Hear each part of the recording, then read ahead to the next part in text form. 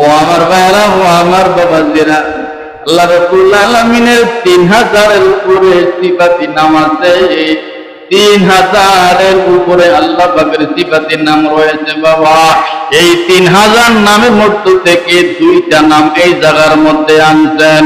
ওয়াহুয়াল গাফুরুল ওয়াদুদ। জোরে বল সুবহানাল্লাহ। আল্লাহ বলেন, আমি মহান ক্ষমা করনেওয়ালা পরাক্রমশালী, আমি অত্যন্ত মুহাব্বতকারী। ওয়াহুয়াল গাফুর ওয়াল ওয়াদুদ। আল্লাহ বলেন, আমি ক্ষমা করনেওয়ালা, আমি মুহাব্বত করনেওয়ালা। ও আমার ভাইয়েরা, ও আমার বাবাজিরা, একটু সুন্দর করে বলুন তো, ক্ষমা করনেওয়ালা কে? জোরে কোন কে? মুহাব্বত করনেওয়ালা কে? ওয়াহুয়াল গাফুরুল ওয়াদুদ। আল্লাহ বলেন, আমি অত্যন্ত ক্ষমা করনেওয়ালা, আমি অত্যন্ত মুহাব্বত করনেওয়ালা। আমার চাইতে বড় ক্ষমা করনেওয়ালা আর জগতে কেউ নাই। আমি আল্লাহর চাইতে মুহাব্বত করনেওয়ালা জগতে আর কেউ নাই। দুর্গম তো ওয়াহুয়াল গাফুর। আল্লাহ বলেন, আমি কেমন ক্ষমা করনেওয়ালা? ইস্তাগফিরু রাব্বাকুম ইন্নাহু কানা গাফফারা। আল্লাহ বলেন, বান্দারে, তুমি যদি তোমার জীবনের গুনাহের কথা স্মরণ করে আমি আল্লাহর দরবারে আত্মসমর্পণ করো, আল্লাহ গুনাহ হয়ে গেছে, মাফ করে দেন। আল্লাহ গুনাহ করিয়া বলাইছি, আমারে মাফ করিয়া দেন। আল্লাহ বলে, বান্দারে, যদি দিল থেকে কথাটা বলতে পারো, আমি আল্লাহ সেকেন্ডের মধ্যে তোমারে মাফ করে দিব। ওয়াহুয়াল গাফুর। জোরে কোন সুবহানাল্লাহ। আল্লাহ বলেন, আমি কেমন গফুর? قل يا عبادي الذين أسرفوا على أنفسهم لا تقنطوا من رحمة الله إن الله يغفر الذنوب جميعا إنه هو الغفور الرحيم। আল্লাহ বলেন, আমি কেমন গফুর বান্দা তোমরা জানোনি? কুল ইয়া ইবাদিয়াল্লাযীনা আসরাফু আলা আনফুসিহিম। তুমি তোমার নফসের উপর জুলুম করেছো, অত্যাচার করেছো, এত পরিমাণে জুলুম অত্যাচার করেছো। ও বান্দা, এত পরিমাণে গুনাহ তুমি করে ফেলেছো, এত পরিমাণে জুলুম তুমি তোমার নিজের উপরে করছো। এখন আল্লাহর দরবারে হাত বাড়াইতে লজ্জা লাগে, আল্লাহর দরবারে মাফ চাইতে লজ্জা লাগে।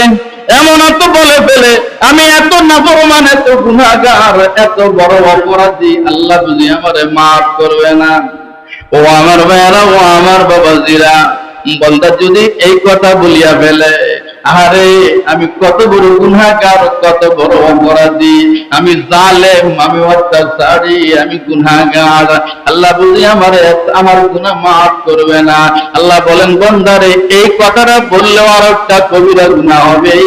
বান্দা, এমন কথা বলিও না যে আমি আল্লাহ তোমাকে মাফ দিতে পারবো না। ওয়াহুয়াল গাফুর। বান্দা, তুমি আমার গফুর দেখো না, তুমি আমার গফফার নামের দরিয়া দেখো না। বান্দা, তুমি যত গুনাহ করো না কেন, গোপনে গোপনে আমি আল্লাহরে আল্লাহ কইয়া ডাক দাও। ও বান্দা, তুমি তোমার নফসের উপরে জুলুম করেছো। কুল ইয়া ইবাদিয়াল্লাযীনা আসরাফু আলা আনফুসিহিম। তুমি জুলুম অত্যাচার করেই চলছো, করেই বসছো। বান্দারে, তুমি কি পাহাড় পরিমাণ গুনাহ করেছো? তুমি কি হিমালয় পর্বত পরিমাণ গুনাহ করেছো? হ্যাঁ বান্দা, তুমি যদি হিমালয় পাহাড় পরিমাণ গুনাহ করে থাকো, তুমি জানিয়া রাখো বান্দা, হিমালয় পর্বতের চাইতে 70 গুণ বেশি আমি আল্লাহর দয়া। ও বান্দা, তুমি কি পাহাড় পরিমাণ গুনাহ করে ফেলেছ? তাহলে তুমি আসো, নিরাশা হয়ে যায় না। ও বান্দা, তুমি কি সমুদ্রের ফেনা পরিমাণ গুনাহ করিয়া ফেলছো? বান্দা, নিরাশা হয়ে যায় ওনার বান্দা। তুমি যদি সমুদ্র টানা পরিমাণ গুনাহ করো, পানি পরিমাণ গুনাহ করো, ও বান্দা শোনো, তুমি যদি প্রশান্ত মহাসাগরের পানি পরিমাণ গুনাহ করিয়া ফেলো, বান্দা নিরাশা হয়ো না, তুমি আমার দরবারে ধরা দাও, আমি আল্লাহরে আল্লাহ কইয়া ডাক দাও, গফফার কইয়া ডাক দাও। বান্দা তুমি শোনো, তুমি যদি হিমালয়, তুমি যদি প্রশান্ত মহাসাগরের পানি বরাবর গুনাহ করো, আমি আল্লাহর দয়া গফুর প্রশান্ত মহাসাগরের 70 গুণ বেশি তোমার দিকে আগায়া আসবে। ও বান্দা, তুমি কি আসমান বরাবর গুনাহ করছো? বান্দা তুমি এক আসমান নয়, 7ম আসমান বরাবর গুনাহ করছো, 7ম আসমান পর্যন্ত তুমি গুনাহ করিয়া ফেলছো। এমন কোন গুনাহ নাই যে তুমি করো না। আল্লাহ বলে, বান্দা নিরাশা হয়ে যাইস না, আয় আমার দরবারে আয়, তুই আসমান বরাবর গুনাহ নিয়ে আসবি, আমি আল্লাহ আসমান থেকে 70 গুণ রহমত নিয়ে তোর কাছে আসব। ওয়াহুয়াল গফুর যুল আরশিল মাজিদ। লা ইলাহা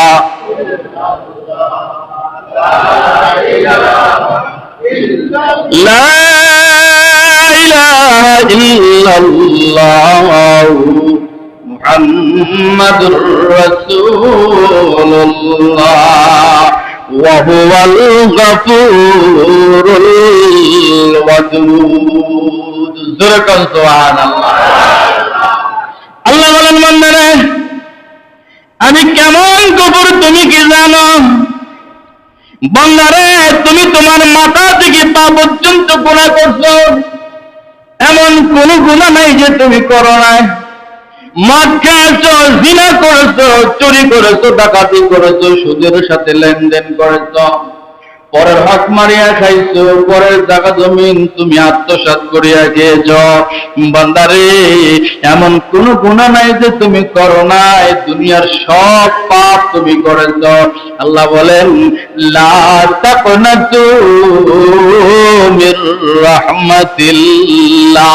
বান্দারে তুমি জানো না আমি কেমন গফুর, আমি তোমার চেহারার দিকে তাকাই না, আমি আল্লাহ তোমার কলবের দিকে তাকায় আছি।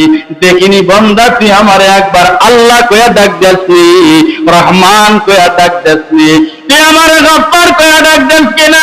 ও বান্দা শোন, লা তাকনাতু মির রাহমাতিল্লাহ। বান্দারে তুই আমারে গফফার কইয়া ডাক দিতে দেরি হবে, রহমানুর রহিম কইয়া ডাক দিতে দেরি হবে, আল্লাহ বলিয়া ডাক দিতে দেরি হবে, আমার রহমতের দরওয়াজা খুলতে দেরি করব না। লা তাকনাতু মির রাহমাতিল্লাহ। বান্দা তুই অন্যায় করিয়া ফেলছো, আয় আমার কাছে আয়, মাফ চা। বান্দা শোন, আমি আল্লাহ কেমন গফফার। ইল্লা মান তাবা ওয়া আমানা ওয়া আমিলা আমালান সালিহা ফাউলাইকা ইউবাদদিলুল্লাহু সাইয়্যাতিহিম হাসানাত। বান্দারে তুই জানোস না আমি কেমন গফফার? বান্দা তুমি কি জানো আমি কেমন গফুর? বান্দা তুমি যদি ওয়াদা দিতে পারো আল্লাহ গুনাহ হয়ে গেছে, তওবা করলাম আর করব না, বান্দা তুমি যদি তোমার কথার উপর মজবুত থাকতে পারো, আমি আল্লাহ তোমাকে এমনই ভাবে মাফ করব, তোমার গুনাহগুলোকে আমি আল্লাহ নেকি বানাইয়া দিব। ও বান্দা, তুমি যদি তোমার কথার উপরে মজবুত থাকতে পারো, ইয়া আল্লাহ আমার গুনাহ হয়ে গেছে, আমার অন্যায় হয়ে গেছে, আল্লাহ আমি আপনার কাছে মাফ চাই, তোমার মতো তওবা করতে পারো, আর যদি বান্দারে ঈমানটা লইয়া কবরে আসতে পারো, কিয়ামতের দিন আমি আল্লাহ তোমাকে তোমার আমল নামার মধ্যে তোমার কৃতকর্মের সমস্ত গুনাহগুলোকে নেকি বানায়া আমল নামা ভারী করিয়া আমি আল্লাহ তোমার জান্নাতের মেহমান বানায়া দিব।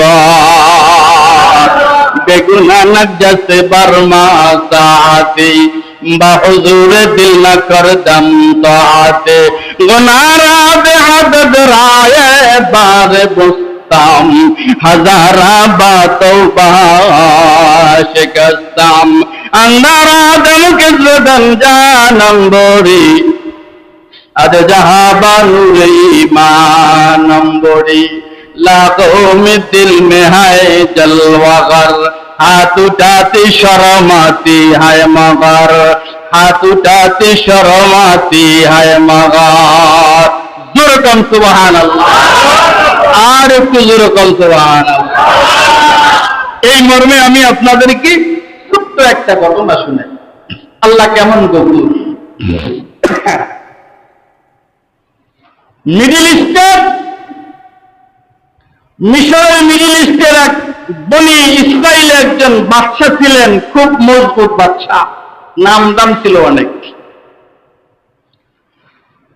খুব মজবুত বাউন্ডারি দিয়া তার শাহী রাজ দরবারের মধ্যে খুব আনন্দ চিত্তে দিন কাটাইতেছে।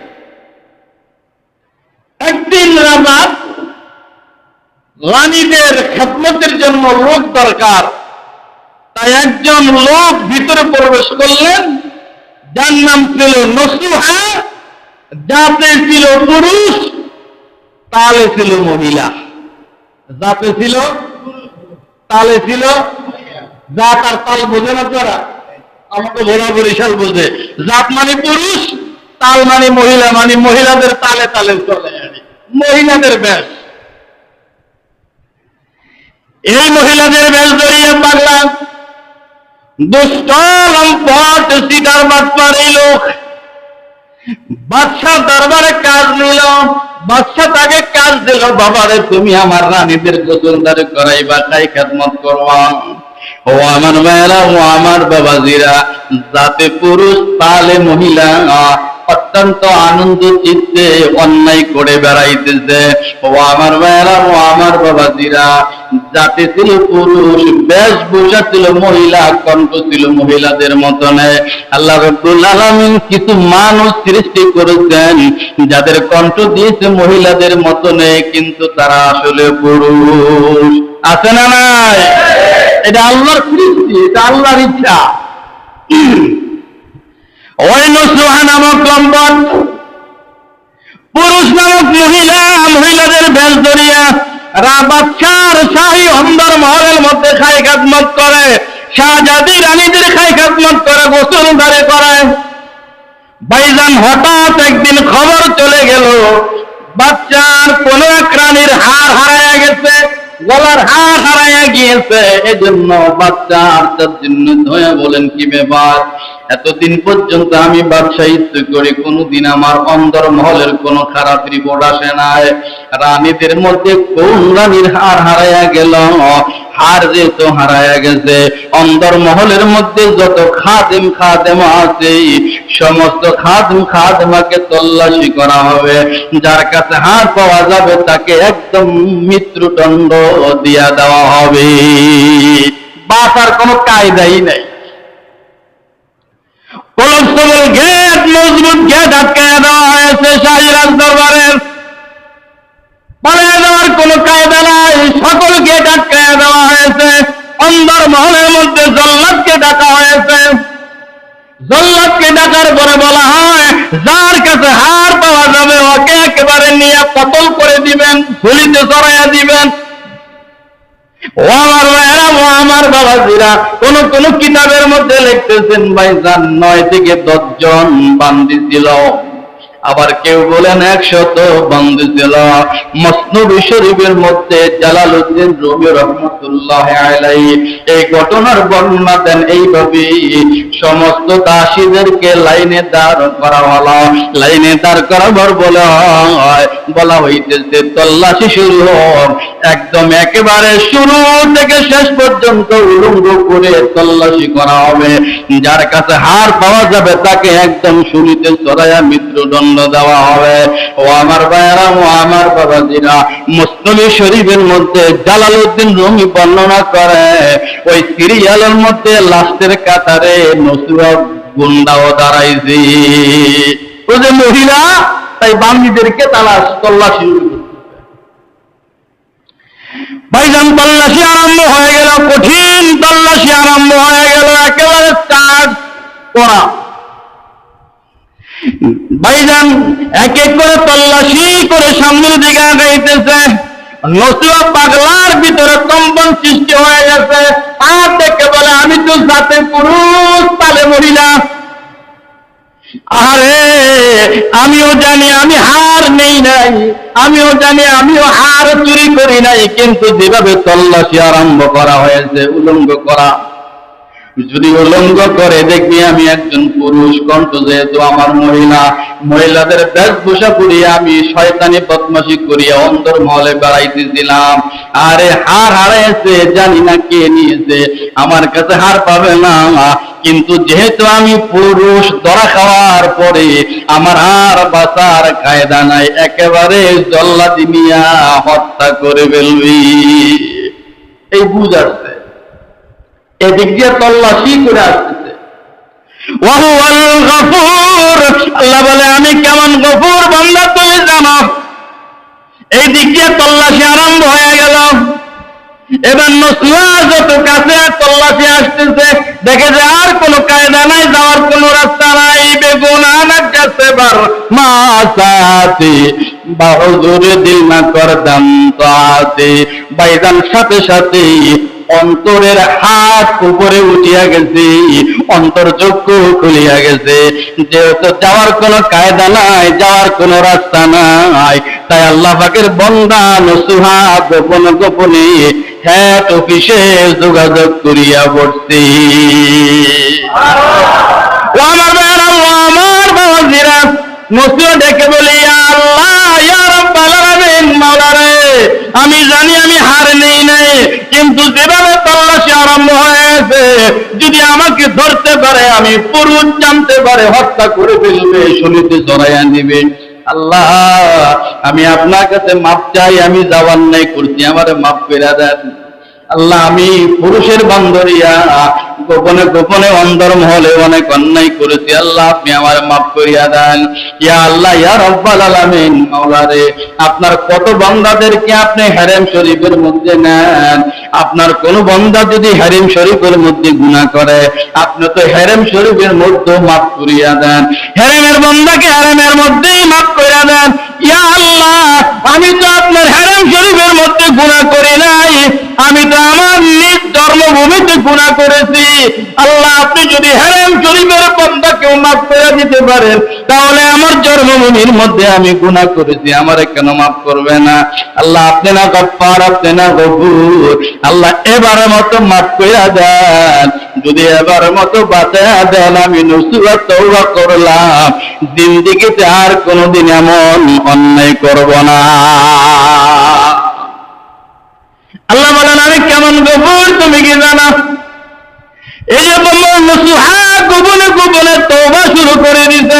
আল্লাহ বলেন নসিহার তওবা আমি আল্লাহ কবুল করে নিয়েছি। ও আমার ভাইরা, ও আমার বাবাজিরা, আল্লাহ রাব্বুল আলামিন কাকের মাধ্যমে, পাখির মাধ্যমে, পাখির সাহায্যে আর বাচ্চার সামনে ছেড়ে দিলেন। সবাইকে সার্চ করা হয়েছে, তল্লাশি করা হয়েছে, কেবলমাত্র নসিহার গায়ের মধ্যে হাত দিবে, অমন টাইমে পাখির সাহায্যে আল্লাহ আর বাচ্চার সামনে নামায়া দিলেন। বাচ্চা বললেন হার পাওয়া গেছে, আর তল্লাশি দরকার নাই।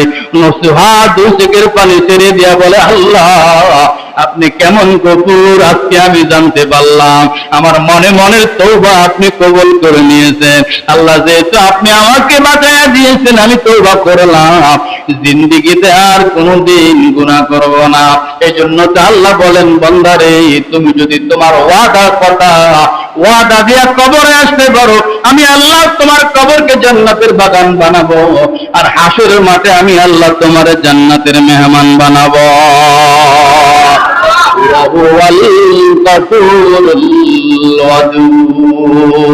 শুধু গফুরের ব্যাখ্যা গেল, ওদুদের মধ্যে ঢুকতেই পারলাম না। সুবহানাল্লাহ।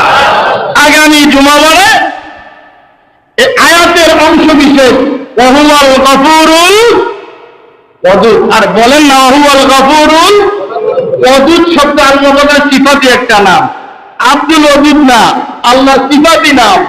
কেউ যদি ওদুদ নামের উপরে আল্লাহকে ডাক দেয়, আল্লাহ বলে বান্দা ডাক দিতে দেরি হবে, আমি আল্লাহ জবাব দিতে দেরি করব না।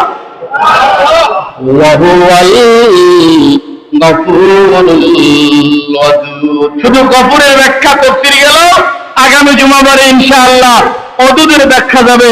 আল্লাহ বলেন আমার যে মুহাব্বত করনেওয়ালা আর কেউ নাই। আল্লাহর মুহাব্বত কেমন বান্দার উপরে আগামী জুমাবারে বর্ণনা হবে ইনশাআল্লাহ। অতএব বন্ধুগণ, যে কথাটা না বল